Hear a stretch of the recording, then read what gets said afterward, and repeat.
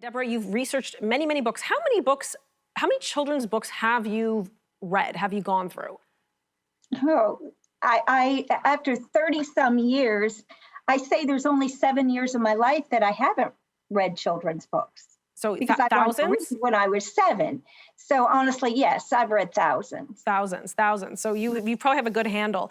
I remember as a child having a few of these in my home, borrowing them from the library. But I always thought that the Dr. Seuss books were excellent books. They were easy to, recognize words. They rhymed. They were easy to learn to read with. As a mother, I maybe I'm wrong to do this, but I still use them to help my children learn to read. They're simple and colorful. Are those good books? Good is such a relative term. Now, I have no problem with using a Dr. Seuss book if the child already knows how to read. He was hired so that kids would recognize the words to go along with the controlled vocabulary. With the new method of Yes. reading. Yes. Okay, I understand. So the Cat in the Hat had the 220 some words from the word list that I think it was Random House sent him. Like high frequency words, that kind of thing. Yeah. Okay. Yeah. But otherwise in preschool, are there any other concerns? But like preschool books that parents might pick off from a bookshelf, might pick up from a bookshelf, or might have their child sent home from preschool or kindergarten today, or perhaps they're gifted a book, at a baby shower, or they want to read something to their child every night. Are there concerns with preschool-aged books? Yes, there are, because how many times you have 5 children? I don't know what the ages are, but when you have a preschooler and you have a book that you give that preschooler, how many times do you read it? Oh, many. You read it over and over and over until number 1, you have it memorized, and number 2, you want to eventually throw it in the garbage. That's it exactly. Right? Okay. So what happens is most of these books have an agenda in the picture books in the preschool. Number 1, they usually have the heavier pages. They're higher quality books. They have very nice illustrators, but they have an agenda. They're either the transgender or they're a political activism. But these books on activism start at birth, which is very, very interesting.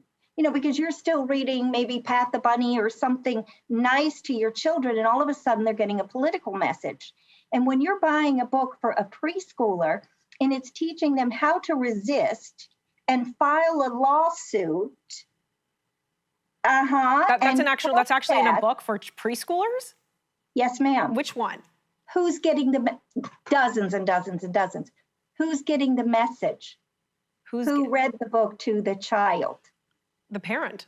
The parent read the book. So it's a teaching lesson that we're giving to the child, and interlaced there is an activist element, I suppose. It is the parents are picking up the idea, whether it's environmentalism, whether it's sexuality, no matter what it is, the parents or the older adults that are reading that book to the children, they're the ones that are going to act upon that immediately.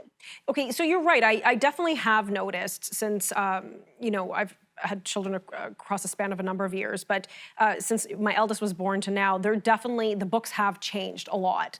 And It sounds like it's been a spectrum for a few decades, but it has changed. I noticed that, for example, when it's Earth Day in April and we celebrate sort of Earth Month, that there are a lot of books, and I wouldn't think that there would be preschooler books or toddler books where there is a lot of discussion about the environment, some very innocent, but I could understand your point that there is some influence happening through the writing. When it's Gay Pride Month in June, obviously all those special books get put out right at the front so people can see what we're celebrating and what's going on in society that month.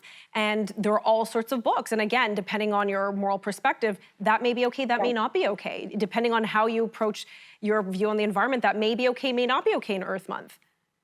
So shouldn't the parents be the arbiter? What I'm trying to say, and sorry, in 45 seconds we have left before the commercial break, is so the books get published. So what? Just parents should pick and choose. Not every parent may have the same view on the environment or sexuality or gender.